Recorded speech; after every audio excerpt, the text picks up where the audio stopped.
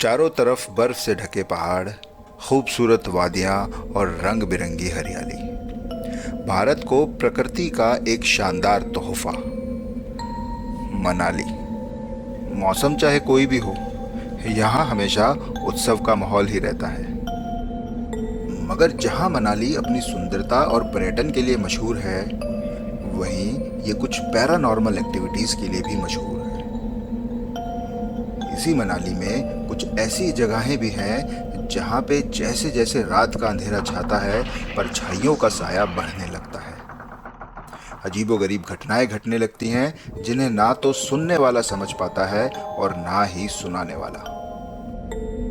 नमस्कार दोस्तों, मेरा नाम पुनीत कुंचल है। आइए दोस्तों, जिंदगी की भागदौड़ से कुछ पल चुराते हैं और चलते हैं किस्से कहानियों की दुनिया में। आज की जनरेशन के बाकी लोगों की तरह अनाया को भी नई नई और अनसुनी जगहों पे हाइकिंग करना बेहद पसंद था। वो आज की लड़की थी और कहीं भी अकेले जाने से नहीं डरती थी। खुद को संभालने में पूरी तरह से सक्षम अनाया दिसंबर की एक कपकपाती रात में दिल्ली से हाइकिंग करने निकल पड़ी। जगह थी कुलांग, मनाली का एक छोटा सा शापित गांव। मगर अनाया इस बात से बिल्कुल अनजान थी। दिन करीब करीब निकलने ही वाला था जब अनाया मनाली पहुंची। वहां पहुंच के वो फटाफट एक टैक्सी वाले के पास गई और कुलांग चलने के लिए पूछने लगी। मगर कोई भी टैक्सी वाला कुलांग जाने के लिए तैयार नहीं था। करीब 12-13 टैक्सी वालों के मना करने के बाद एक टैक्सी वाले ने हाँ की, मगर एक शर्त पे। वो बोला कि छोड़ देंगे मैडम, मगर गांव से 1 किलोमीटर पहले ही छोड़ेंगे। टैक्सी आगे तक नहीं जाती, रास्ता खराब है। अनाया कहती है, ठीक है भैया, आप चलो तो सही। और अनाया टैक्सी में बैठ के कुलांग की ओर चल पड़ी। वो लोग जैसे ही वहां पहुंचे, टैक्सी वाले ने गाड़ी रोक दी और बोला, बस मैडम, अब इससे आगे आपको पैदल जाना होगा। अनाया बोली, भैया आप तो कह रहे थे कि रास्ता खराब है, मगर ये तो बिल्कुल साफ दिखाई दे रहा है।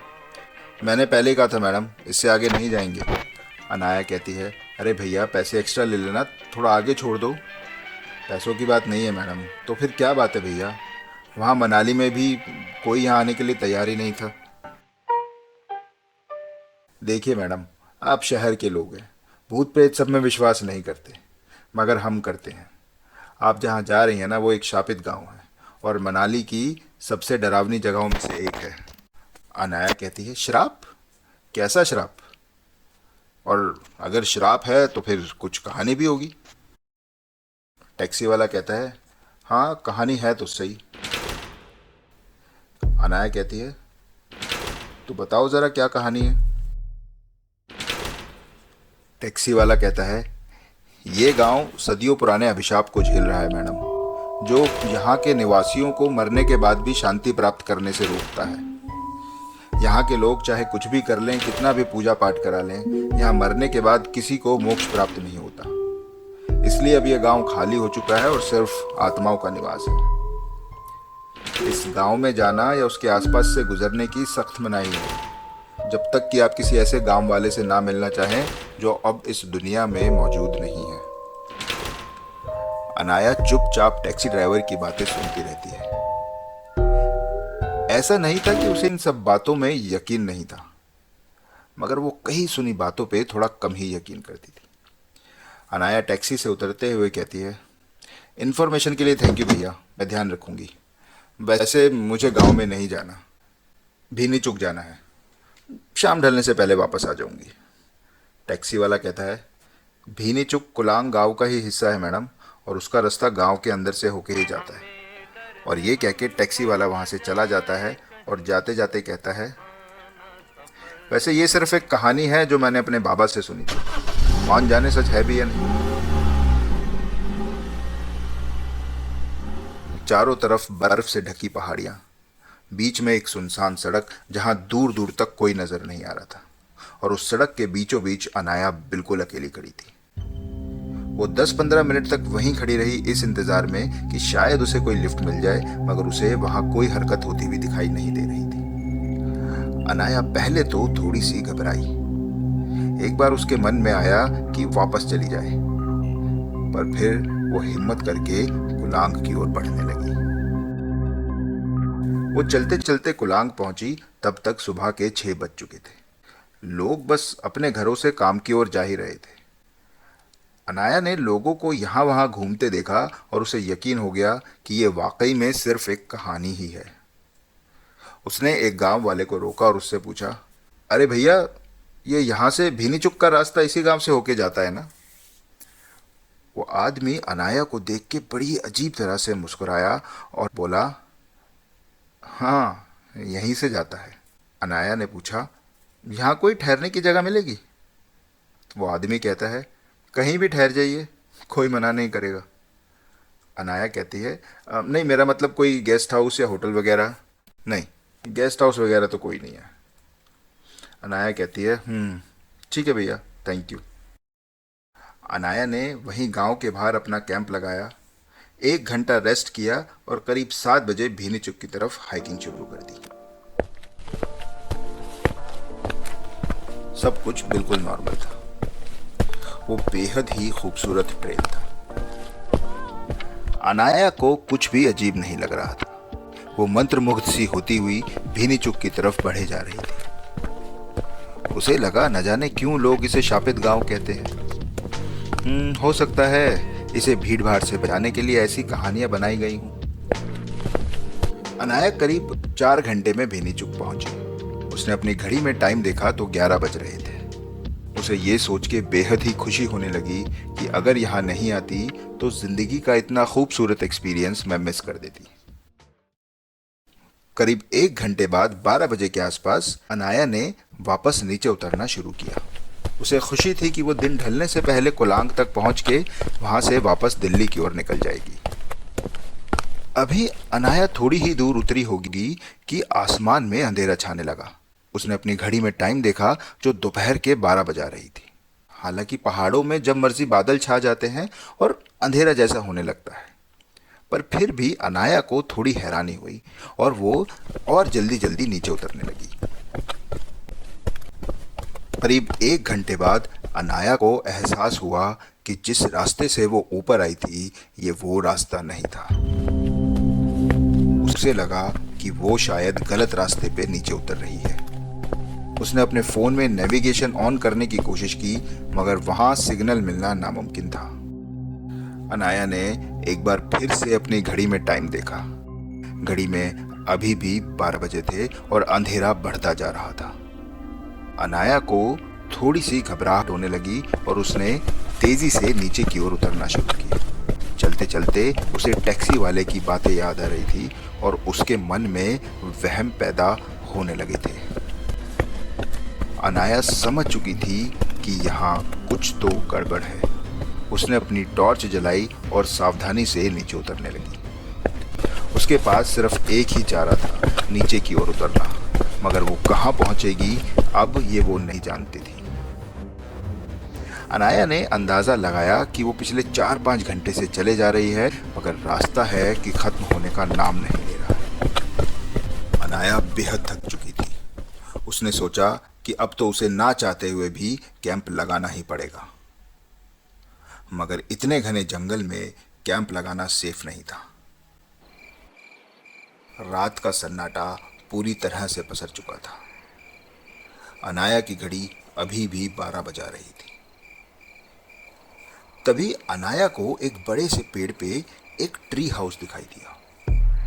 उसे देख के उसके मन में जो पहला ख्याल आया वो ये कि यहीं रात बिता लेनी चाहिए, मगर फिर उसको ध्यान आया कि ऐसी जगह पे ये ट्री हाउस क्या कर रहा है। नीचे से देखने से ट्री हाउस बिल्कुल नया नया बना लग रहा था और ऊपर चढ़ने के लिए लकड़ी की सीढ़ियां बनी हुई थी। अनाया थक के चूर हो चुकी थी। रास्ता उसे समझ नहीं आ रहा था और सामने था घना जंगल, रात का घना अंधेरा और मन में कुलांग की कहानियों का डर। अनाया के पास कोई और चारा नहीं था। अनाया ने फौरन वहीं रुकने का फैसला कर लिया। वो सीढ़ी से ऊपर पहुंची तो देखा कि ट्री हाउस में कोई नहीं है और उसमें घुप अंधेरा था। उसने अपनी टॉर्च से देखा तो उसे एक स्विच दिखाई दिया और जब उसने उस स्विच को ऑन किया तो एक 0 वाट का बेहद ही कम रोशनी वाला नाइट बल्ब ऑन हो गया। अनाया ने देखा कि उसके ठीक सामने बीचों बीच एक सिंगल बेड रखा हुआ है, जिसे देख के ऐसा लग रहा था जैसे तो कोई अभी अभी उस पे से उठ के गया हो। चादर पे सिलवटें थी और पूरा बेड तितर बितर हुआ हुआ था। अनाया ने सोचा कि हो सकता है शायद किसी ने शहर की भीड़ भाड़ से और शोर से बचने के लिए यहाँ शांति में रहने के लिए ये ट्री हाउस बनाया हो। उसने बेड ठीक किया, अपनी टॉर्च को जला के उसकी रोशनी छत की तरफ करके साइड पे पड़ी छोटी सी टेबल पे रखी और बेड पे लेट गई। और तभी उसकी नज़र कमरे की दीवारों पे गई, जहाँ कुछ अजीब सी पेंटिंग्स लगी हुई थी। कुछ अलग अलग से चेहरे जो बड़ी बड़ी आंखों से और बेहद ही डरावने ढंग से अनाया की तरफ देख रहे थे। अनाया जिस भी पेंटिंग की तरफ देखती उसे ऐसा लगता कि वो उसे ही घूर रहे हैं और उसकी ओर देख के मुस्कुरा रहे हैं, और मुस्कान भी ऐसी कि किसी के भी दिल में डर पैदा हो जाए। अनाया ने और ध्यान से देखा तो पाया कि इनमें से कुछ लोगों को उसने गांव में देखा था। उसने सोचा कि किसने ये पेंटिंग ऐसे यहाँ लगाई होंगी, और ये सोचते सोचते थोड़ी ही देर में हाइकिंग की थकान अनाया के दिमाग पे हावी होने लगी और वो इन पेंटिंग्स को अनदेखा करके गहरी नींद में चली गई। सुबह जब अनाया उठी तो ट्री हाउस में चारों तरफ रोशनी थी, और जब उसने चारों तरफ अपनी नजर दौड़ाई तो देखा कि कमरे में एक भी पेंटिंग नहीं है, बल्कि उन पेंटिंग्स की जगह केवल खिड़कियां थी।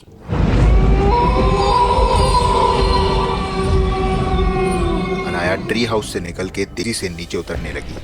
उसका सफर और डर अभी खत्म नहीं हुआ था। करीब 2 घंटे चलने के बाद उसे कुलांग गांव दिखाई दिया और उसने राहत की सांस ली। मगर जैसे ही वो वहां पहुंची तो देखा कि पूरा गांव खाली था। ऐसा लग रहा था जैसे सदियों से यहां कोई नहीं आया हो। और तभी अनाया को वही आदमी दिखाई दिया जो उसे ऊपर चढ़ते समय दिखाई दिया था। अनाया ने उससे पूछा, भैया ये सब लोग कहाँ गए? कल मैं यहाँ थी तो काफ़ी सारे लोग थे, मगर अब पूरा गांव खाली क्यों है? वो आदमी कहता है, आप उस ट्री हाउस में रुकी थी क्या? और वो आदमी अपनी उंगली से इशारा करता है और अनाया उसकी उंगली की डायरेक्शन में देखती है तो उसके पैरों तले जमीन खिसक जाती है। ट्री हाउस तो ठीक सामने दिखाई दे रहा था। अनाया बोली, ये यहाँ कैसे? मैं तो पिछले 2 घंटे से। वो आदमी कहता है, आपको दोबारा उस ट्री हाउस में जाना चाहिए। अनाया भागते हुए ट्री हाउस की तरफ जाती है तो क्या देखती है कि वो अभी भी बेड पे पड़ी हुई है, मरी हुई। और अब बाकी गांव वालों की तरह उसकी आत्मा भी हमेशा के लिए कुलांग में भटकेगी, मोक्ष की तलाश में।